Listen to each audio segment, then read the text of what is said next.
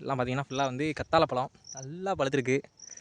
இது வந்து சப்பாத்தி கத்தாழை அப்படின்னு சொல்லுவாங்க. இன்னொன்று பார்த்தீங்கன்னா வந்து ரத்தப்பழம் அப்படின்னு சொல்லுவாங்க. பார்த்தீங்கன்னா நான் உடச்சி காமிக்கிறேன், எப்படி ரத்த கலரில் இருக்குதுன்னு பாருங்கள். நிறையா இருக்குது. முள் வந்து பயங்கரமாக இருக்கும், தெரியுமா தெரில. இந்த பார்த்தீங்கன்னு வச்சுங்களேன், முள் வந்து குட்டி குட்டியாக இருக்கும். கையில் குத்துச்சுன்னா எடுக்கிறது ரொம்ப கஷ்டம்.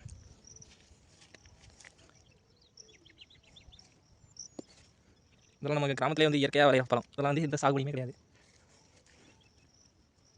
சப்பாத்தி களி இவ்வளோ பழம் பிடிங்கியாச்சு. அதுக்குள்ளே பார்த்தீங்கன்னா இது எப்படி சாப்பிட்ணுன்னா, இது பார்த்தீங்களா ரத்தம் வர ஆரம்பிச்சிச்சு. கீழே தூரில் வந்து கடிச்சிட்டு ஃபுல்லாக முள்ளாக இருக்கும், பார்த்து தான் சாப்பிட்ணும். கீழே தூரில் கடிச்சிட்டு பார்த்தீங்கன்னா ஃபுல்லாக பார்த்தீங்கன்னா இந்த ரத்த கலரில் வருதா, சாப்பிட்டிங்கன்னா டேஸ்ட் வந்து அல்டிமேட்டாக இருக்கும். அப்படிங்களா, ஃபுல்லாக ரத்த ரத்தமாக இருக்கும். டேஸ்ட் வந்து சூப்பராக இருக்கும். நல்லா உடம்புக்கு நல்லது, நல்ல கூலிங்கு, நல்லா சாப்பிட்லாம்.